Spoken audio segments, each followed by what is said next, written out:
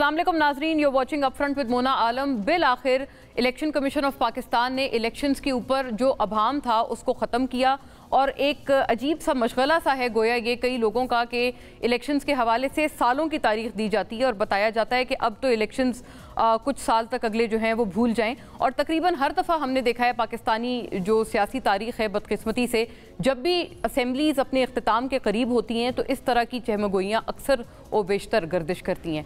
अच्छी बात यह है कि इस हवाले से जो अभाम था उसको दूर किया गया है। बड़े लोग बहुत सारी बातें करते थे कि पता नहीं इस्लाहात होंगी, फिर इलेक्शंस होंगे वगैरह वगैरह, और ये गैर यकीनी जो कैफियत थी इसको दूर करने में यकीनन इलेक्शन कमीशन का जो आज का ऐलान है वो काबिल तारीफ़ है। जनवरी की एक टेंटेटिव डेट यानी जो कमिंग जनवरी 2024 है उसका आखिरी हफ्ता बताया गया है और ऐलान किया गया है। फौरी तौर पर इस बड़ी खबर के बाद तमाम पार्टीज़ ने जिन्होंने इलेक्शंस के मैदान में उतरना है उन्होंने अपना रद्द अमल देना शुरू कर दिया। कोई इस फैसले को खुशाइंद कह रहा है, कोई इस फैसले को चैलेंज कर रहा है, जैसे कि तहरीक इंसाफ ने इस फैसले को या इस ऐलान को चैलेंज करने का फैसला किया है।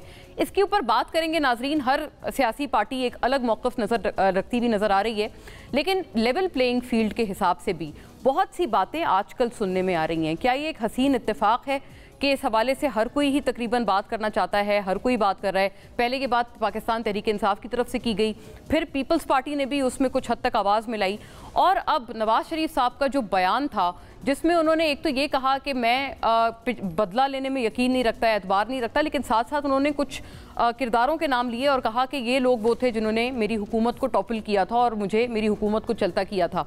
फौरी बाद नाजरीन जो हंगामी तौर पर मरियम नवाज साहिबा और शहबाज शरीफ साहब की लंदन रवानगी है वो कई सारे सवालात उठा रही है और यकीनन उठाने भी चाहिए। ऐसी क्या बात है जिसकी वजह से ये हंगामी जो रवानगी है ये अमल में आई, और पीपल्स पार्टी का भी जो एक मौक़िफ़ नज़र आ रहा है, कहीं पर वो कन्फ्रंटेशनल नज़र आ रहे हैं PMLN के साथ, कहीं पर वो ताल से ताल मिलाते हुए नज़र आते हैं PMLN के साथ। इसके पीछे भी क्या माजरा है? क्या दोनों तरफ, दोनों इतराफ़ अपने ऑप्शंस पीपल्स पार्टी ओपन रखना चाहती है कि जिस तरफ की या जिस तर्ज की भी सियासत उनको वक्त की मुनासबत से और हालात की मुनासबत से करनी पड़े, ऑप्शन खुला होना चाहिए। Is this the catch? तमाम मामले पे बात करेंगे, लेकिन इलेक्शन कमीशन के हवाले से कुछ अहम चीज़ें, कुछ नुकात हैं वो देखते चलिएगा। इलेक्शन कमीशन की का आम इंतखाबात जनवरी की आखिरी हफ्ते में कराने का ऐलान, जैसे मैंने आपसे अर्ज़ किया। मई 2023 में फंड्स की अदम दस्तयाबी और सिक्योरिटी खदशात का सहारा लेने वाले इलेक्शन कमीशन ने मुल्क भर में आम इंतखाबात जनवरी 2024 के आखिर में कराने का ऐलान कर दिया। 2023 में भी ये जो मामला था ये बड़ा अहम था और इसीलिए इसको यहाँ पर मेंशन किया गया है। इलेक्शन कमीशन ऑफ पाकिस्तान ने ऐलान किया कि मुल्क में आम इंतखाबात जनवरी 2024 के आखिरी हफ्ते में करा दिए जाएंगे। इलेक्शन कमीशन ने हल्का बंदियों के काम का जायज़ा लिया और फैसला किया कि हल्का बंदियों की इब्तदाई फहरिस्त 27 सितंबर 2023 को शाया कर दी जाएगी। इन इब्तदाई हल्का बंदियों पर एतराज़ात और तजावीज़ की समाअत के बाद हल्का बंदियों की हतमी फहरिस्त 30 नवंबर को शाया की जाएगी। इसकी भी डेट नाजरीन पहले 15 दिसंबर थी, लेकिन कुछ पार्टी से मुलाकातों के बाद इलेक्शन कमीशन ने 30 नवंबर को इसकी डेट पीछे करके फिर ये तयन किया था। 54 दिन के इलेक्शन प्रोग्राम के बाद इंतखाबात जनवरी 2024 के आखिरी हफ्ते में करवा दिए जाएंगे और इससे कबल सदर आरिफ अलवी भी जो हैं वो इंतखाबात करवाने के लिए 6 नवंबर की तारीख तजवीज़ कर चुके हैं। ये भी एक बहुत अहम मामला है नाजरीन, क्योंकि इसके ऊपर खासा ह्यू एंड क्राई हुआ था जब सदर मुमलिकत ने एक डेट दी थी, लेकिन उस डेट से बिल्कुल भी मेल नहीं खाती है इलेक्शन कमीशन ऑफ पाकिस्तान की डेट। कुछ वोटर्स की तादाद के हवाले से जो रजिस्टर्ड वोटर्स हैं उनके बारे में भी कुछ स्टैट्स देखते चलिएगा। वोटर्स की तादाद 12 करोड़ 69 लाख और 80 हज़ार से तजावुज़ इलेक्शन कमीशन के जो नंबर्स हैं उनके मुताबिक। रजिस्टर्ड वोटर्स की जो इस वक्त तादाद है वो 12 करोड़ 69 लाख 80 हज़ार से तजावुज़ कर गई है और ये बड़ा एक इम्पॉर्टेंट स्टैट है। साथ साथ मर्द रजिस्टर्ड जो वोटर्स हैं उनकी तादाद 6 करोड़ 85 लाख 8,258 है, जबकि ख़वातीन जो रजिस्टर्ड वोटर्स हैं उनकी तादाद 5 करोड़ 84 लाख 72,014 है। पंजाब में रजिस्टर्ड वोटर्स की तादाद, ये अब सूबे वाइज बाइफर्केशन है नाजरीन, रजिस्टर्ड वोटर्स की तादाद 7 करोड़ 23 लाख 10,583 है और सिंध में जो रजिस्टर्ड वोटर्स हैं उनकी तादाद 2 करोड़ 66 लाख 51,161 है। खैबर पख्तूनख्वा में रजिस्टर्ड वोटर्स की तादाद 2 करोड़ 16 लाख 92,381 है, जबकि बलूचिस्तान में जो रजिस्टर्ड वोटर्स हैं उनकी तादाद 52 लाख 84,594 है। ये नाजरीन सूबे वाइज बाइफर्केशन तो है और नए हल्का बंदियों के हवाले से जो अमल है सूबों के बुनियाद पर या विद इन द प्रोविंस इस बाइफर्केशन में कोई फ़र्क नहीं पड़ेगा, इसलिए ये एक कांस्टेंट है। दिस एंड मोर बयानियों पे भी बात करेंगे, इलेक्शन कमीशन के इस ऐलान को जो लोग चैलेंज कर रहे हैं उनके ऊपर भी बात करेंगे, और जो इससे खुश हैं उनकी खुशी की वजह भी जानेंगे। After a break, stay with अस।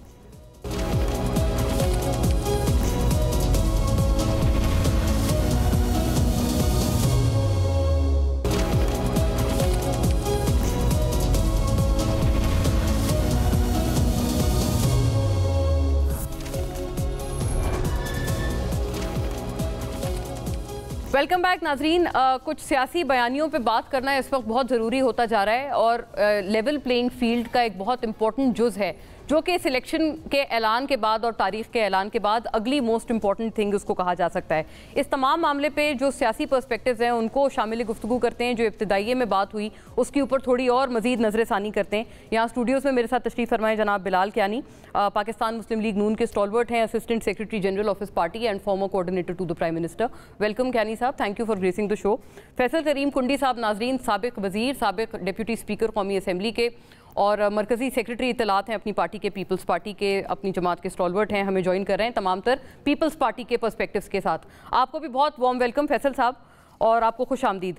बात का आगाज़ नाजरीन लेवल प्लेइंग फील्ड का चूंकि हो रहा है, दो बातें और दो चीज़ें सुनाना आपको ज़रूरी है ताकि उसी की बेसिस पे हम बात का आगाज़ करें। एक तो नवाज शरीफ साहब ने जो बात की है और जो सिमिलरली बिलावल साहब ने बात की है, दोनों की बातें कुछ मेल खाती हैं लेवल प्लेइंग फील्ड के हवाले से, जिसका हम लोग अभी पहले तस्करा कर रहे थे। सुनिएगा बिलावल साहब को भी और नवाज शरीफ साहब को भी। इंशाल्लाह इलेक्शनों में कामयाब भी होंगे, ये मैं आपको लिख कर देता हूँ। और जिन्होंने इस मुल्क के साथ ये किया है वो पाकिस्तान के सबसे बड़े मुजरिम है नवाज शरीफ। लोड शेडिंग को खत्म करता है तो 4 जज बैठ के करोड़ों लोगों के मैंडेट वाले वज़ीर-ए-आज़म को चलता करते हैं। कौन है पीछे उनके? उसके पीछे जनरल बाजवा और जनरल फैज। आलाकार कौन है? साकिर निसार है, खोसा है, वो पनामा वाला बेंच है। कत्ल जो मुजरिम जो है उससे बड़े मुजरिम ये लोग हैं। ये लोग काबिल माफी नहीं है। ये नहीं कि हमें बदले की तमन्ना है, लेकिन मेरे मुल्क को कौम के साथ जो हुआ है वो मुझसे देखा नहीं जाता। अब मिट्टी पाव वाला मामला प्लेइंग फील्ड के हवाले से पाकिस्तान पीपल्स पार्टी के नुमाइंदे के एतराज़ात हैं, उस पर हमने सदर ज़रदारी साहब को ये इख्तियार दिए हैं कि हमारा एतराज़ात को दूर किया जाए। जहाँ तक लेवल प्लेइंग फील्ड की बात है, मेरे ख्याल पे आप सबको नजर आ रहा है किससे है? मुस्लिम लीग नवाज से है। जी नाजरीन, आपने दोनों लीडरान को सुना, अपने पार्टी के लीडरशिप को सुना, पीपल्स पार्टी की लीडरशिप और PMLN की, और बल्कि बिलावल साहब ने towards the end Muslim League Noon का बाकायदा नाम लिया। बिलाल कियानी साहब, ये इंप्रेशन आपके फॉर्मर एलाइज और खासे करीबी एलाइज क्यों कैरी कर रहे हैं मुसलसल आपके तौर पर कि you are the favourite party? और नवाज शरीफ साहब ये कह रहे हैं कि कौम को बताया जाएगा, क्या ये सख्त बयान वजह तो नहीं बना हंगामी तौर पर जो मरियम साहिबा और शहबाज शरीफ साहब हैव रश टू लंदन?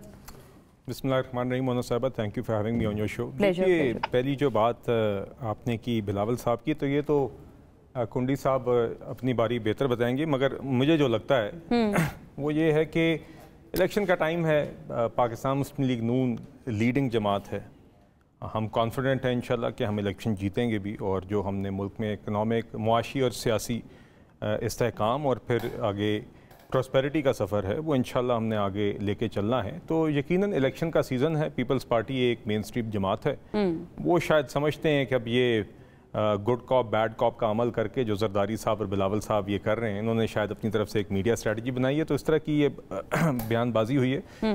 तो बहरहाल ये अब चलें, इनकी मर्ज़ी है। जहाँ तक बात है इलेक्शंस की, देखिए हम इलेक्शंस के लिए तैयार हैं, और लेवल प्लेइंग फील्ड की जब बात होती है तो बुनियादी तौर पे क्या होता है कि फ्री फेयर और ट्रांसपेरेंट इलेक्शन होने चाहिए, आइन की हुक्मरानी होनी चाहिए, कॉन्स्टिट्यूशन के मुताबिक सब कुछ होना चाहिए। तो वो तो हम उस जंग के लिए कुर्बानियाँ भी दे चुके हैं, नवाज शरीफ साहब उस जंग के लिए कुर्बानियाँ दे चुके हैं। तो ये कोई भी अगर क्लेम करने की कोशिश करे कि एक फ़र्द तो इस चीज़ के हक़ में है और दूसरे नहीं हैं, तो ये तासुर देने की कोशिश ही हो सकती है।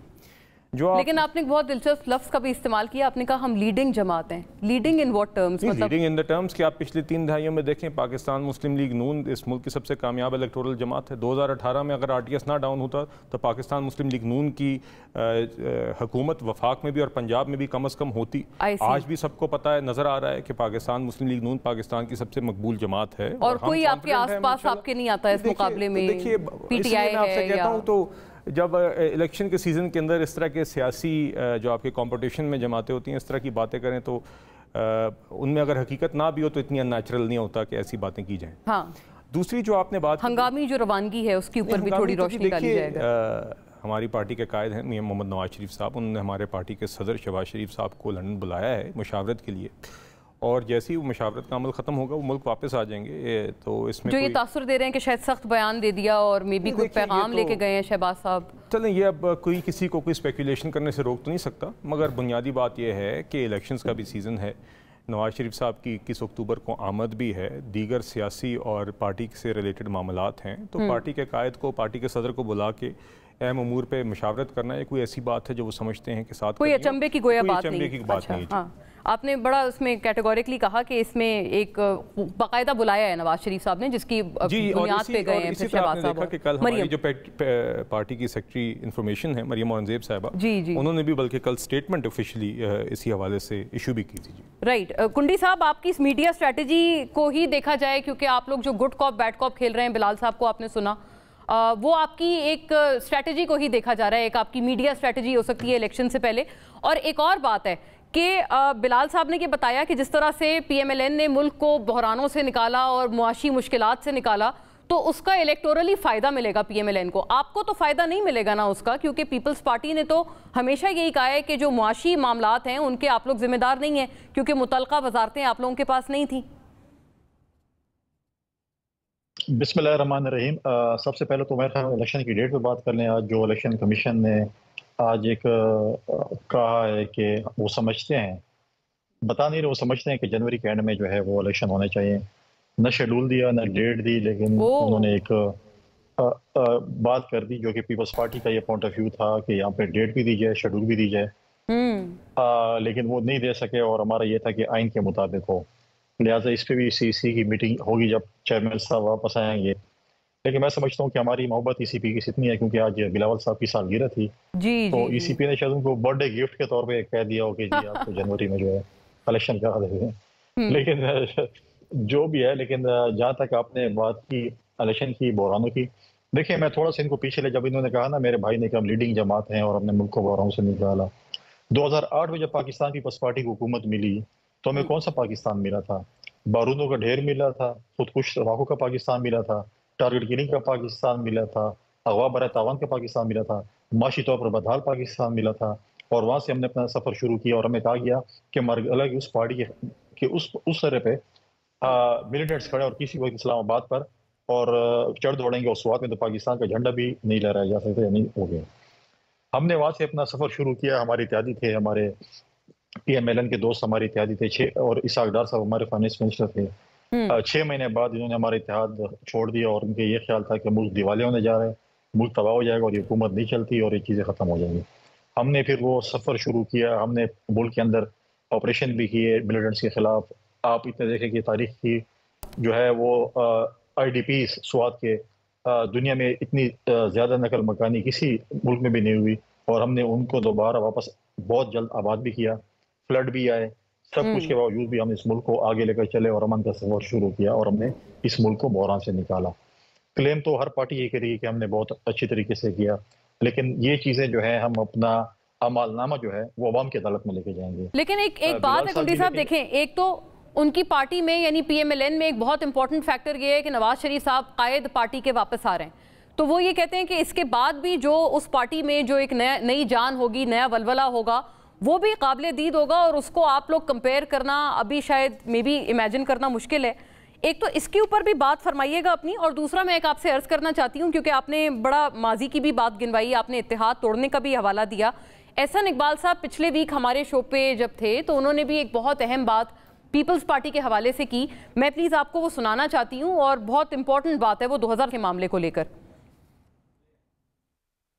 बिलावल साहब को थोड़ा सा पुख्तगी से बात करनी चाहिए। पहले भी चंद उन्होंने ऐसे बयान दिए थे कि जिनके ऊपर हमें मजबूरन जब जवाब दिया तो कुछ बदमज़गी हुई। हम नहीं चाहते कि बदमज़गी हो। देखिए, अगर जरदारी साहब पीपल्स पार्टी की सियासत करें, बिलावल साहब पीपल्स पार्टी की सियासत करें तो उनका हक है। इसी तरह नवाज शरीफ साहब का भी हक है कि वो मुस्लिम लीग नून को लीड करें, इसलिए कि 2017-18 में उनके खिलाफ जो मुकदमात बनाए गए थे वो बदनीयती पर और एक साजिश के तहत बनाए गए थे। और हमने कभी इस बात को दोहराया नहीं है कि 2017-18 में पीपल्स पार्टी ने उस वक्त किस तरह उस साजिश को कंधा दिया था और बलूचिस्तान की हुकूमत को ढाने में क्या किरदार अदा किया था। और इसी तरह जो पनामा का एक बेमकसद और एक झूठा अमल था, उसके अंदर उन्होंने किस तरीके से एक लीड रोल प्ले किया। हमने तो इन बातों को कभी नहीं दोहराया। जी कुंडी साहब, डाउन द मेमोरी लेन आपको बड़ी सारी बातें एहसन इकबाल साहब ने याद कराई कि 2017 में आपने भी इनकी हुकूमत को गिराने में कोई कसर नहीं छोड़ी थी। देखिए, अगर वो एहसन इकबाल साहब बैठे होते तो मैं उनको जवाब भी देता हूँ। बिलाल साहब को मेरे साथ बिठा दिया और कहते हैं कि आप एहसन इकबाल के जवाब दें। एहसन इकबाल साहब, देखिए, हर पार्टी में स्पॉयलर्स भी होते हैं और ठीक भी होते हैं। हम माजी में जाना नहीं चाहते क्योंकि चार्टर ऑफ डेमोक्रेसी के बाद हमने माजी दबा दिया। हम माजी में नहीं, अगर हम माजी में देखेंगे तो हम आगे नहीं बढ़ सकते हैं। अच्छा, तो ऐसी चीज़ें बहुत सी पीछे मिसालें, बहुत सी चीज़ें हैं जो अगर जो एहसन इकबाल साहब ने की, मैं भी बहुत सी बातें कर सकता हूँ। जिस दिन एहसन इकबाल साहब बैठेंगे मैं उनको बता दूंगा कि उन्होंने क्या किया। बिलाल साहब बैठे हैं, बिलाल साहब मेरे दोस्त भी हैं, भाई भी हैं, जिनके सामने मैं क्या वो करूँगा। लेकिन हमारे पास भी अगर ऐसी बातें करने हो जिस तरह के एहसन इकबाल साहब ने किए हैं, जैसे चीनी के हवाले, हम तो कहते हैं हम तो पिछली हुकूमत में हम इत्तेहादी जमाते थे और हमारी रिस्पॉन्सिबिलिटी, कलेक्टिव रिस्पॉन्सिबिलिटी थी कैबिनेट की तमाम फैसलों की। लेकिन वो उसमें कर रहे थे कि नहीं ये मिनिस्ट्री है और ये वो मिनिस्ट्री है, तो हम कह रहे ठीक है, हम 10 मिनिस्ट्रों को हिसाब किताब देने को तैयार हैं, बाकी तो पीडीएम के पास है। दूसरी बात, लेवल प्लेइंग फील्ड की बात हम इसलिए कर रहे हैं। देखें, हम ये चाहते हैं, देखें, पूरे पाकिस्तान में इस वक्त निगरान हुकूमत आ गई है। पंजाब और खैबर पख्तूनख्वा में थोड़ी जल्दी आ गई थी। अब जब सिंध में निगरान हुकूमत आई है तो निगरान हुकूमत ने, हमारे पार्टी के दोस्तों ने बात की, सिंध के दोस्तों ने बात की कि सिंध में जो डेवलपमेंट स्कीम्स हैं, ऑन गोइंग स्कीम्स हैं, जो सैलाब ज़दगान के लिए हम घर बना रहे हैं, चीज़ें कर रहे हैं, वो सब पे पाबंदी लग गई है। जाके पंजाब में या खैबर पख्तूनख्वा में मुख्तलिफ स्कीमें मुख्तलिफ चल रही हैं, नई स्कीमें भी चल रही हैं, सारा कुछ चल रहा है, लेकिन सिंध में उस चीज़ पे पाबंदी है। हम नहीं कहते नहीं, अगर हम ये नहीं कहते कि आप पंजाब और खैबर पख्तूनख्वा में बंद कर दें, हम कहते हैं जो चीज़ें बाकी सूबों में हो रही हैं वो सिंध में भी होनी चाहिए और निगरान हुकूमत करे ना। देखिए, लोग जो है, लोगों को पता है कि ये काम किसने किया है। आप अगर आज मैं कहूँ ना कि मैंने ये काम किया, उनको पता है कि काम सपोज बिलाल साहब ने किया है, तो उनको पता है, वो खुद जज है कि किसने किया है। लेकिन जो चीजें चल रही हैं, जो डेवलपमेंट स्कीम चल रही है, ऑन गोइंग स्कीम्स हैं, उसके साथ भी वही बर्ताव किया जाए कि जो कि पंजाब और दीगर सूबों में किया जा रहा है। हाँ, ये कोई इतनी मुश्किल डिमांड तो आपकी नहीं है, लेकिन ठीक है जी। दूसरी हमारे दोस्तों की रिजर्वेशन थी, हमारी सीसी में जो चीजें पुटअप होगी और खासकर पंजाब के हवाले से, वो हमारी ये रिजर्वेशन थी कि पंजाब में जो ट्रांसफर पोस्टिंग खासकर हो रही हैं और जो चीज़ें हो रही हैं, वो हमारे पीएमएलएन के दोस्तों के, वहाँ के इलाके के दोस्तों के मंशा के मुताबिक डीपीओज या डीसीज या जो इंतजामिया, अच्छा, पोस्टिंग्स भी जो है वो पीएमएलएन के जो लाइक माइंडेड अफसरान हैं उनकी की जा रही है, मतलब उनको लाया जा रहा है। हमारे दोस्तों की ये रिजर्वेशन थी जो कि हमने सारे इख्तियार दिया है प्रेसिडेंट जरदारी साहब को कि आप जाकर अपनी इत्तेहादी जमातों के साथ, खासकर पीएमएल। ऑलराइट, ये इस बात पे रुकिएगा कुंडी साहब, मैं वापस आती हूँ ब्रेक के बाद। बिलाल कियानी साहब के आई एम श्योर बहुत सारी बातें हैं, ट्रांसफर्स, पोस्टिंग्स, सारी जो वजूहात है ना जिस बिना पर ये एतराज़ात उठाए हैं पीपल्स पार्टी ने, उसको थोड़ा एलैबोरेट किया है कुंडी साहब ने, बल्कि काफ़ी हद तक। आफ्टर अ ब्रेक कियानी साहब से इसके जवाब मांगेंगे।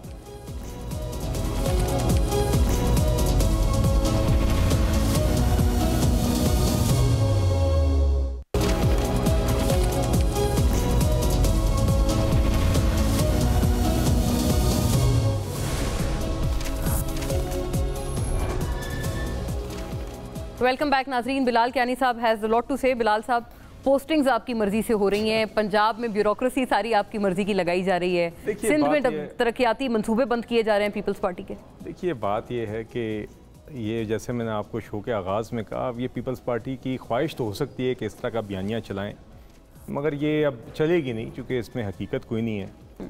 क्योंकि देखिए, बात जो फैसल करीम कुंडी साहब ने एक बात की है जिससे मैं इत्तफाक करता हूँ कि हमें माजी की चीज़ों में नहीं, हमें आगे देखना चाहिए, मगर ये जो मशवरा यहाँ पे दे रहे हैं, ये मैं इनसे गुजारिश करूँगा कि अगली सीसी मीटिंग में अपनी जमात के या अपने चेयरपर्सन बिलावल भुट्टो जरदारी साहब को ये ख़ुद ये राय दे दें, क्योंकि रोज़ाना की बुनियाद पे उनकी तरफ से ही ऐसे बयानात आ रहे हैं जिसकी वजह से आप भी एक शॉट चला के हमसे बात करवा रही हैं। देखिए, तो हम तो चाहते हैं, हमने हमारी ये ख्वाहिश है कि जिस तरीके से एक मेच्योर तरीके से इत्तेहादी हुकूमत चली, उससे पहले वोट ऑफ नो कॉन्फिडेंस से पहले एक पूरी अपोजिशन की सूरत में चली, उसी तरह इर्रिस्पेक्टिव के आयल की किस साइड पे कौन बैठता है नेशनल असेंबली के इलेक्शंस के बाद, इसी मेच्योरिटी के साथ आके लेके जाया जाए। मगर जब पीपल्स पार्टी की टॉप लीडरशिप इस तरह के बयानात बार बार देगी तो अनअवॉइडेबल होगा। फिर एहसन इकबाल साहब ने जो बात की है वो बिल्कुल सही है।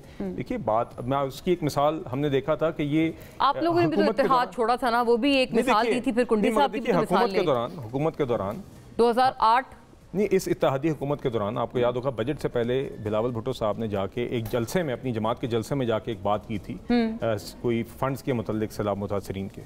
तो देखिए उस टाइम पे हालांकि अगर उनको कोई एतराज़ था, अव्वल तो वो एतराज़ जायज़ नहीं था। ये मैं भी क्योंकि कुछ इकोनॉमिक टीम का हिस्सा रहा हूँ, और शहबाज शरीफ साहब ने जब वो कह रहे थे एलोकेशंस बढ़ाएं, शहबाज शरीफ साहब ने बतौर वज़ीर आज़म अगर प्रोविंशियल फेवरेटिज्म करना होता तो वो सिंध और बलूचिस्तान जितनी दफ़ा वो गए हैं सैलाब के वक्त में, जितनी उनने वहाँ पे प्रायोरिटाइज करवाई वफाक की सारी रिसोर्सेज के वहाँ पे काम हो, तो उनके लिए वो क्यों ये करते अगर वो उसमें बिलीव करते। उन्होंने सैलाब मुतासरीन के लिए हर मुमकिन कोशिश की है जो पूरी दुनिया में सराही गई है, जो हमारी वो एफर्ट रही है सख्त मुश्किल मुआशी हालात के अंदर। तो देखिए उस टाइम लेकिन आपने उसका जवाब नहीं फरमाया ना बिलाल साहब, जो आप लोगों ने उस टाइम इत्तेहाद इनका क्विट किया था जब पीपल्स पार्टी देखिए वो तो बीबी शहीद के बाद हुकूमत में आए थे 2008-9। देखिए ये तो जरूरी नहीं होता, हम आप कभी समझते हैं बतौर सियासी जमात कि आप बेहतर किरदार रियासत के लिए अपोजिशन में बैठ सकते हैं। अगर आप समझते हैं कि आपकी हुकूमत की चलाने की एक डायरेक्शन एक नहीं है तो फिर आप अलहदा होने में बेहतरी है। और देखिए मैं फिर अब चूंकि बात वहाँ पे आ गई है, तो 2013 में जब हमने हुकूमत इनहेरिट की थी तो उस टाइम पे हमें लोड शेडिंग में घिरा हुआ 18-20 घंटे की लोड शेडिंग में घिरा हुआ पाकिस्तान मिला था, दहशतगर्दी थी, महंगाई थी, आपका डिफॉल्ट की नहज पे था। तो देखिए हमने उन चीजों को संभाला और इसीलिए तो बेसिकली आप उनको ब्लेम कर रहे हैं कि पीपल्स पार्टी आपको एक बुरी गवर्नमेंट विरासत में देके गए थे 18 में। मैं आपसे ये कह रहा हूँ कि 2013 में जो 2013 में जो हमने इनहेरिट किया वो ये था, और इन मुश्किल हालात के अंदर जिस सियासी मेच्योरिटी के साथ इत्तेहादी जमातें चली थी और शहबाज शरीफ साहब ने और हमारी जमात ने उसको लीड किया, मैं समझ गई, आपने मेच्योरिटी के साथ आगे चलना चाहिए। और आपका एक बड़ा एक इंपॉर्टेंट व्यू जो इसमें आया है, जो कुंडी साहब वो आपकी बात वो कर रहे हैं कि ये जो माजी के तलखियां माजी में छोड़ दी जाएं, ये बात उन्होंने बड़ा कैटेगोरिकली पूछी है बिलाल कियानी साहब ने कि आप ये मशवरा सीईसी में बिलावल साहब को अपनी पार्टी के चेयरमैन को क्यों नहीं देते, क्योंकि वही माजी को दोहरा रहे हैं, वो कह रहे हैं। देखिए हम नहीं दोहरा रहे, और इनके बड़े सीनियर लीडर हैं एहसन इकबाल साहब, उन्होंने शुरू किया। फिर जब माजी में जाएंगे तो फिर हम काले कोट भी हुए और बहुत सी चीज़ें हैं, सुप्रीम कोर्ट काले कोट पहन के कौन गए थे, क्या कुछ हुआ था, हम वो चीज़ें नहीं दोहराना चाहते। हम तो आज भी कहते हैं, हम तो देखिए हम नहीं डर रहे, हम कहते हैं इलेक्शन कल करें। वाहिद जमात है जो हम कह रहे हैं कि इलेक्शन 90 दिन के अंदर 60 दिन के अंदर होना चाहिए। हम तो 60 दिन के इलेक्शन चाहते थे। मंशा के मुताबिक हमने कहा चलो 90 दिन में होने चाहिए इलेक्शन। हम तो कहते हैं हम तो इलेक्शन से नहीं भाग रहे, हम तो कहते हैं कल इलेक्शन होने चाहिए।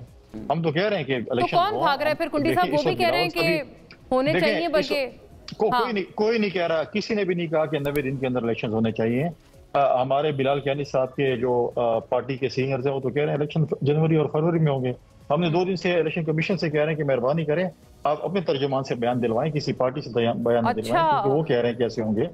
लिहाजा दूसरी बात यह है कि देखें हम तो हमेशा हमने हमेशा ये बात की है कि हम तो हुकूमत में थे, हमने बात की, हमने बहुत से इश्यूज किए। इन्होंने कहा कि देखें जब वज़ीर आज़म साहब उस वक्त सिंध आते थे, कमिटमेंट करते थे, वहां पर पीछे उनकी जो टीम होती थी वो फंड काट देते थे। मुझे बताया, मैं जिस इलाके से मैं आज इधर बैठा हूँ, मौलाना फजल रहमान के साथ आप 3-4 दफा डी खान है, जितनी स्पीड से मतलब है कि तख्तियों के पे सताई हो गई, तो फिर भी नहीं है। बेसिकली आपको टीम से गिला था, ये बात सही है, मुझे याद पड़ रही है। आपने कहा था शहबाज साहब पीएम साहब तो करते थे लेकिन टीम काट देती थी वो फंड। प्रॉब्लम ये है कि देखिए अब हम मशवरा दें तो देखिए इनके पार्टी के बहुत सीनियर बंदे एहसन इकबाल साहब ने बात की, और उनको भी तजर्बा होना चाहिए कि जो बात जो मिनिस्ट्री करती है वो फिर कैबिनेट में आती है और कैबिनेट उसको अप्रूव करती है। तो कैबिनेट के मेंबर थे तो उस वक्त आप एतराज करते कि चीजें होती हैं, चीजें नहीं होती।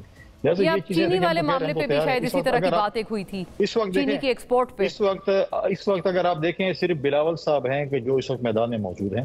वो सिंध में भी विजिट्स पे गए थे, जनूबी पंजाब में भी गए, लाहौर में भी गए। इस वक्त अगर फील्ड में कोई लीडर मौजूद है वो बिलावल साहब ही मौजूद है। जो और आपने एक और अहम बात की है, आपने कहा पार्टी कोई बयान ना दे, इलेक्शन कमीशन खुद बयान दे, जैसे आज उन्होंने दिया। देखें हम ये कह रहे हैं कि देखें हम अपना अमलनामा लेकर अपना मंशूर लेकर जाएंगे और हम तैयार हैं जाने के लिए। जी जी इन्होंने भी जाने, वो तो सबके अमलनामे इंशाल्लाह अवाम में ही जाने। बिल्कुल जिसको अवाम मैंडेट देगी, जिस जमात को भी देगी, उसका हक बनता है कि वो हुक्मरानी करे। Very fair. आप तर्जुमानी तो ना की जाए ना, PMLN की तरफ से इलेक्शन कमीशन की डेट्स दी जा रही हैं। कुंडी साहब ये कह रहे हैं कि इलेक्शन कमीशन खुद देना, पार्टी से क्यों डेट्स दिलवा रहे हैं? आप गोया स्पोक्स पर्सन लग रहे हैं। पीपल्स पार्टी, अब देखिए ये मुमकिन नहीं है कि आप मीठा मीठा हप हप कड़वा कड़वा थू थू, मुझे लगता है पीपल्स पार्टी ये करने की कोशिश कर रही है। ख्वाह वो 16 माह की इत्तेहादी हुकूमत हो, ख्वाह वो इलेक्शंस का मामला हो, ये तासुर देने की कोशिश करना कि इनके अलावा कोई इलेक्शन नहीं चाहता, ये कोशिश तो कर सकते हैं मगर ये हकीकत नहीं है। मुस्लिम लीग नून इलेक्शन के हवाले से क्या कहती है? इलेक्शन आइन के मुताबिक होने चाहिए और आइन के मुताबिक करने की जिम्मेदारी। आपने कहीं भी ये नहीं कहा कि 90 रोज के अंदर। देखिए ये जब इन्होंने और इनकी जमात की तरफ से खुद भी मुतजाद बयान आते हैं, जहाँ पे फिर ये खुद कहने पे मजबूर हो जाते हैं कि कब ये जरदारी साहब और बिलावल भुट्टो साहब के बयानात के अंदर तजाद होता है, इलेक्शन से रिलेटेड भी रहा है, इनकी जमात का भी रहा है। तो देखिए जब ये सेंसस के ऊपर भी पहले इन्होंने इसी तरह बातें की, फिर CCI पे जब फोरम है वहाँ पे उन्होंने अप्रूव किया और ये जानते थे कि इसके नतीजे में डिलिमिटेशन हो सकती है। तो देखिए ये तरीक़ेकार मैं नहीं समझता। काफी दफा हमने इस बारे में बहस की है कि CCI में ये मामला क्यों अप्रूव हुआ, लेकिन नाजरीन वक्त की किल्लत है। I have to wind up here. Thank you to both the gentleman. हमारे साथ ये इस सेगमेंट में सियासी बयानिए थे। अगले सेगमेंट में इंशाल्लाह एक्सपर्टीज होगी। Don't go anywhere. एक ब्रेक के बाद आते हैं।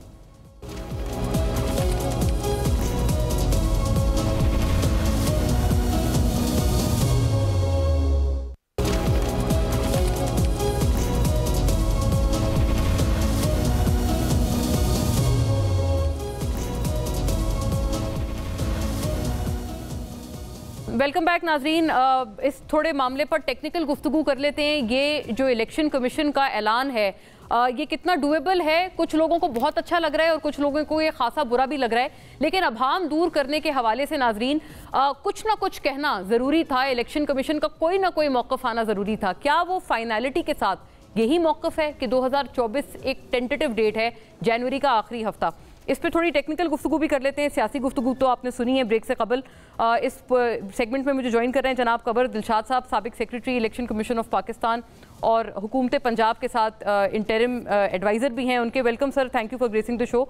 और नाज़रीन जनाब सरवर बारी, साबिक सरबरा फैफन के, हमें तमाम तर मामले पे अपने ओपिनियंस के साथ और अपनी एक्सपर्टीज़ के साथ ज्वाइन कर रहे हैं। आपको भी वेरी वार्म वेलकम सर। बात का आगाज़ मैं आपसे करना चाहती हूँ सरवर बारी साहब, how do you see this? ये एक अच्छा फैसला है, अच्छा ऐलान है, इससे अभाम दूर हुआ या नहीं हुआ? पहले तो प्लेन आपसे ये सवाल है सर। देखिए मुझे तो लगता है कि अभाम बढ़ गया है, क्योंकि इलेक्शन कमीशन ने कभी इस तरह का ऐलान माजी में कभी किया ही नहीं है।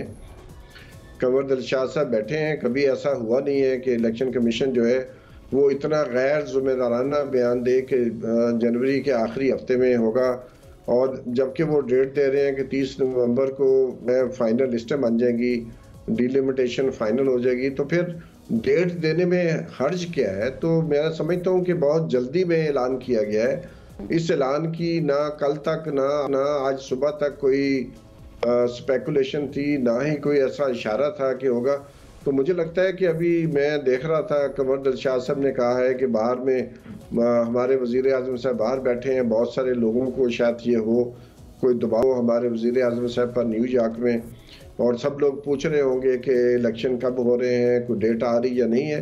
तो मेरा ख्याल बगैर शेड्यूल के इलेक्शन का ऐलान करना कुछ अजीब लगता है मुझे। आप कह रहे हैं कि आपने बड़ी सर इसमें एक मुनफरिद बात की है, आपने कहा इससे तो मजीद कंफ्यूजन बढ़ गई है, अभाम बढ़ गया है। जी बिल्कुल, मैं समझता हूँ कि बिल्कुल ऐसा ही हुआ है, क्योंकि जो प्रेसिडेंट साहब ने डेट दी है उस डेट को भी इग्नोर किया गया है, जो कि आइन के आर्टिकल 48(5)(a) के मुताबिक ये तो प्रेसिडेंट साहब का सवाबदीद है, उन्होंने उसकी डेट दे चुके हैं वो। तो इलेक्शन कमीशन को तो उस डेट के मुताबिक ही कुछ अपना ऐलान करना चाहिए था। लेकिन अजीब बात है कि इलेक्शन कमीशन ने अचानक एक बम फेंका है पाकिस्तान की आवाम के ऊपर। और इसको आप बम से भी तशबीह दे रहे हैं कि ये बम की तरह इसको लिया जाए। कंवर दिलशाद साहब, आपका हवाला भी दिया सरवर बारी साहब ने, और उन्होंने कहा कि ये आप भी इस बात को शायद इंडोर्स करेंगे अकॉर्डिंग टू सरवर बारी साहब कि ये बिल्कुल अचंभे की बात है और इलेक्शन कमीशन ने ये नित नया किस्म का एक नोटिफिकेशन निकाला है, और ऐसा कभी भी नहीं हुआ कि ये इस तरह से ना शेड्यूल है ना तारीख है, और सदर की दी हुई डेट को भी इग्नोर किया है। देखा जी, सदर साहब जो है 9 सितंबर के बाद एक स्टॉप गेप अरेंजमेंट की प्रेसिडेंट है, तो आप आसान लफ्ज़ों में कह सकते हैं कि वो एक अबूरी सदर हैं। उनको 9 सितंबर के बाद उनके तमाम इख्तियार गैर फाल हो चुके हैं। वो इलेक्शन का जो आर्टिकल 48 जो है वो हवाई वो भी गैर फाल हो चुका है। जो इलेक्शन को स्टॉप के अरेंजमेंट के सदर बने हुए हैं ना आर्टिकल 44 के तहत, जब नया इलेक्टेड प्रेसिडेंट नहीं आ जाता उस वक्त तक वो प्रेसिडेंट रहेंगे। तो उनकी हैसियत वही है जैसे इस वक्त कौमी असम्बली के स्पीकर की है। तो इस ज़ाहिरा उनको इलेक्शन कमीशन ने तमाम सूरत हाल को गौर करते हुए उनके खतूत को भी मुस्तरद कर दिया और वजारत कानून ने भी साफ कानून ने भी उनके तमाम मौक़िफ़ को मुस्तरद किया। अब जो वफाकी हुकूमत उनके मौक़िफ़ को मुस्तरद करती है जबकि वो वफाकी हुकूमत के मोहताज है, जब तक वफाकी हुकूमत उन्हें एडवाइस नहीं करेगी तो किसी किस्म की तारीख या रेफर भेजने के मजाज ही नहीं है।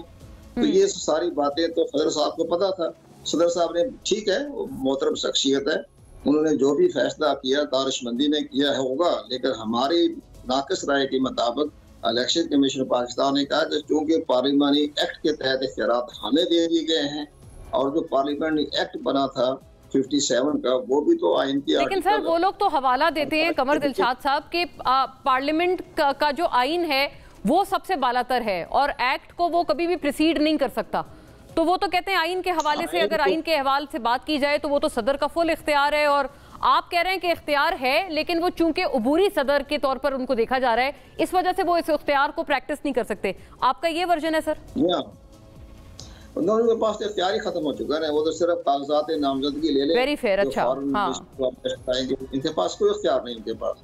और ये वफाकी हुकूमत उनको कह चुकी है, वजीर कानून ने जो उनसे मुलाकात की 1 to 1 तो उनको आगाह कर दिया गया था जनाब आपके कोई इख्तियारात नहीं है। लेकिन बहरहाल इसके बावजूद भी उन्होंने खत लिखा, जो भी किया तो इलेक्शन कमीशन ने मुस्तरद कर दिया। और सर एक और मामला भी आपसे वैसे कमर साहब इसी बात की कंटिन्यूटी में पूछना लाजिम है क्योंकि मिलना भी तो चाह रहे थे सदर मुमलिकत इलेक्शन चीफ इलेक्शन कमिश्नर को, वो मुलाकात भी ना हो सकी। ये इस पे भी मैं आपसे रिक्वेस्ट करूंगी, आप रोशनी डालिएगा। बट सरवर बारी साहब, अबूरी सदर के तौर पर सदर मुमलिकत को इस वक्त देखा जा रहा है, तो गोया this is the reason why he doesn't have a right to give an election date. देखिए, पहली बात तो ये है कि अबूरी का लफ्ज़ कहीं आइन में नहीं लिखा हुआ है कि सदर जो है अगर असम्बली डिज़ाल्व हो जाती है तो उसके बाद वो अगली असम्बली के दौरानिया में अबूरी सदर होंगे, ऐसी बात कहीं नहीं लिखी हुई। तमाम जो मिनिस्टर्स हैं, प्राइम मिनिस्टर हैं, उनसे हल्फ जो है वो प्रेसिडेंट साहब ले रहे हैं। जो आर्टिकल 48 है उसमें कहीं दर्ज नहीं है कि उनका दर्जा अबूरी हो जाएगा या निगरान हो जाएगा। तो वो तो प्रेसिडेंट ऑफ पाकिस्तान है, उनके वही अख्तियारात हैं। आइन में कहीं कोई ऐसी शिक नहीं है, कोई ऐसा आर्टिकल नहीं है जिसमें ये कहा जाए कि सदर साहब के अख्तियारात कम हो जाएंगे असम्बलियाँ मुकम्मल होने के बाद। तो मैं कमर दिलशाद साहब हमारे दोस्त हैं, मेहरबान हैं, बहुत उनका नॉलेज है, एक्सपीरियंस है, लेकिन मैं समझता हूँ कि ऐसी कोई बात नहीं है। और कमर साहब मुस्कुरा भी रहे हैं उस मुस्कुराहट की भी मैं वजह जानती हूँ, आप कंप्लीट करें। जी जी, हमारे दोस्त हैं, बहुत ही मोहब्बत करने वाले इंसान हैं। तो लेकिन जो राय का इख्तलाफ है वो तो हमारा हक है, उनके आईनी हक है और ये जी जी मतलब वो एक इंसानी हक है, एक समाजी हक है। लेकिन मैं समझता हूँ कि ये इलेक्शन कमीशन की जो पिछले चंद सालों से कारकर्दगी है, मैं तो मुसलसल इलेक्शन कमीशन से ये तवक्का करता रहा हूँ कि वो जो है एक गैर जानबदाराना आज़ादाना इलेक्शन के लिए रास्ता हमवार करेंगे। लेकिन हम मुसलसल देख रहे हैं कि इलेक्शन कमीशन जो है वो पार्टीजन नज़र आ रहा है, क्योंकि हमारा से जा रहा है नुक्ता नज़र के इलेक्शन कमीशन जो है वो गैर जानबदार रहे, आज़ाद। तो आप तो सर वो जो चेयरमैन पीटीआई का भी तो यही एतराज़ है और वो काफ़ी पहले से ये एतराज़ उठा रहे हैं, बल्कि जब वो हुकूमत में थे तब भी वो यही बात करते थे कि चीफ इलेक्शन कमिश्नर पार्टिजन है। नहीं, मैं तो समझता हूँ जैसे इस्लामाबाद के इंतखाबात का शेड्यूल भी दिया गया, लेकिन 2 दिन पहले पोलिंग से 2 दिन पहले जो है वो इस्लामाबाद के इंतखाबात पोस्टपोन कर दिए गए, क्योंकि जो टोटल कैंडिडेट्स थे वो हमारे सामने है कि जो लोग इलेक्शन लड़ रहे थे, एक पार्टी भारी अक्सरियत से कैंडिडेट नामजद कर चुकी थी, बाकी सारी पार्टियां मिलकर भी उनके बराबर उनके candidate. I take it across sir, आपकी बड़ी आपने वाज़े इसमें मौक़िफ़ अपना इख्तियार किया है। मैं कमर दिलशाद साहब आपकी तरफ ये मामला लाती हूँ। पार्टिजन बाकायदा लफ्ज़ इस्तेमाल किया है बगैर कोई अपने अल्फाज को मिन्स किए हुए सरवर बारी साहब ने। चीफ इलेक्शन कमिश्नर से सदर मुमलिकत वो कब से कह रहे हैं मुलाकात कर लें, वो कहते हैं डिप्लोमेट से तो मिल रहे हैं लेकिन वो अपने मुल्क के सदर से ही नहीं मिल रहे, और वो कहते हैं उबूरी का तो लफ्ज़ ही नहीं है कहीं आइन में कहीं मेंशन हुआ हुआ कि ऐसा कुछ होगा सदर, अगर इंटरिम टाइम में वो सदर हों तो। देखा जी, सरूर बारी साहब का हमारा बहुत पुराना ताल्लुक है, हम आपस में एक डिस्कशन कर रहे हैं दोस्ताना माहौल में। जी जी बिल्कुल, इसमें कोई शुबा नहीं है, हम अपना कानूनी कॉन्टेक्ट देते हैं, हमारे बहुत गहरे दोस्त हमारे। इस प्रोग्राम के बाद हम बाद में चिट चैट भी करेंगे, लेकिन सबसे बड़ी अहम बात मैं ये अर्ज करूँ कि सबसे इलेक्शन कमीशन ऑफ पाकिस्तान के पास जो अगर फॉरेन डेलीगेशन मिल रहा है या एम्बेसडर मिल रहे हैं, अमेरिकन एम्बेसडर या ब्रिटिश हाई कमिश्नर, तो हमारे ज़माने में तमाम इसी तरह के एम्बेसडर आया करते थे। हर हफ्ते American ambassador, British high commissioner, Canadian, European union मुलाकात करते थे और राय लिया करते थे, आपका क्या रोड मैप है, कैसे मामला है, कोई मशावरत नहीं करते थे। वो हमारा पॉइंट ऑफ व्यू सुनते थे कि आप किस अंदाज से इलेक्शन करवा रहे हैं, कहाँ जा रहे हैं, किस तरह कर रहे हैं, वो उसका इसमें कोई हर्ज नहीं है। लेकिन प्रेसिडेंट के साथ अगर मुलाकात सदर का था, वो बदनीति पर मबनी था, प्रेसिडेंट साहब की नीयत ठीक नहीं थी। अब अगर इलेक्शन कमीशन में हम पता है सारे मामले जानता हूँ, जितना मैं जानता हूँ प्रेसिडेंट साहब कोई भी नहीं जानता, बड़े अच्छे आदमी हैं, बहुत खूबसूरत मुस्कुराहट देते हैं और बड़ी अच्छी बात करते हैं, लेकिन उनकी यहाँ बदनीति थी जिसकी मुझे बड़ा अफसोस हुआ। सदर मुमलिकत पे सर आप बदनीति का इल्जाम लगा रहे हैं? नहीं इल्जाम नहीं लगा रहा, बदनीति है। मेलाफाइट साहब का उनका खत लिखा मेलाफाइट था। जब उसके बाद वो मुलाकात करते, वो सदर साहब से मुलाकात करते इलेक्शन कमीशन, तो एकदम तारीख दे देते कि जनाब मेरी मशावरत हो गई, इलेक्शन एक्ट के तहत, कानून के तहत मेरी मशावरत हो गई है, मैं डेट देता हूँ। तो फिर इलेक्शन फंस जाता। मशावरत को एक और बड़ी बात है, बड़ी बात बताता हूँ। जब ये इलेक्ट्रॉनिक वोटिंग मशीन का झगड़ा पैदा हुआ, इलेक्ट्रॉनिक वोटिंग मशीन पर, जब इलेक्शन कमीशन पाकिस्तान ने उसको नहीं तस्लीम किया, तो एक बड़ी अहम मीटिंग हुई प्रेसिडेंट हाउस में, जिसमें इलेक्शन कमीशन के डायरेक्टर जनरल भी गए, इलेक्शन कमीशन की नुमाइंदगी की, ज्वाइंट सेक्रेटरी भी गए, एडिशनल सेक्रेटरी भी गए, और वहाँ आजम स्वाति, फाज चौधरी सारे बैठे हुए थे। तो आप यकीन जाने आजम स्वाति ने इलेक्शन कमीशन के ऑफिसर को गालियां निकाली, अरे गालियां निकाली, एकड़ गालियां, और इसके बाद वो हंसते रहे प्रेसिडेंट साहब, कोई एक्शन नहीं लिया, उन्होंने आजम स्वाति को बाहर नहीं निकाला।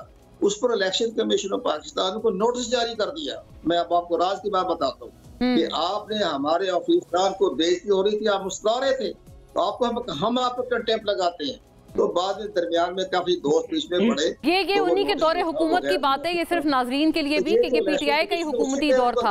हम आपसे नहीं मुलाकात नहीं करेंगे। इलेक्शन कमीशन ने उसी टाइम कह दिया था अगर आपने हमारे स्टाफ के साथ माजरत नहीं की, हम आपके साथ मीटिंग नहीं करेंगे। हाँ। ये तो इलेक्शन कमीशन का पाकिस्तान का बड़ा इम्पोर्टेंट था, नहीं मुलाकात करेंगे आपके, आपने हमारे स्टाफ को बेइज्जती सुनोड़ी देर आप हंस रहे थे। अच्छा, तो नोटिस जारी किया इलेक्शन सदर मुमलिकत भी, यानी आप कहते हैं उस मुलाकात में मौजूद थे जिसमें आप ये कहते हैं गालम गलोच की गई, और वो सदर मुमलिकत आप कहते हैं उन्होंने कुछ नहीं कहा, मुस्कुरा रहे थे? बिल्कुल, ये खत लिखा इलेक्शन कमीशन उनको कि जनाब आप हमारे ऑफिसर की बेइज्जती होती, वो गालियां निकाल रहा था, उस बात आप मुस्कुरा रहे थे। ये बहुत वैसे बड़ा इंकिशाफ है। आपने कमर साहब, आपने हमारे प्रोग्राम पे ये बात रिवील की है कि ये इस तरह की एक तलखी भी हो चुकी है जिसकी वजह से शायद ये जो मुलाकात है ये फिर अभी अमल में नहीं आई। मेरे पास नाज़रीन बदकिस्मती से वक्त बहुत कम है, बहुत इंटरेस्टिंग गुफ्तगू थी, इसको इस नहज पे मजीद हम आगे बढ़ाते, बट अनफॉर्चुनेट के due to the lack of time. Thank you to both the gentleman, आपके देखने का शुक्रिया। अल्लाह हाफिज़।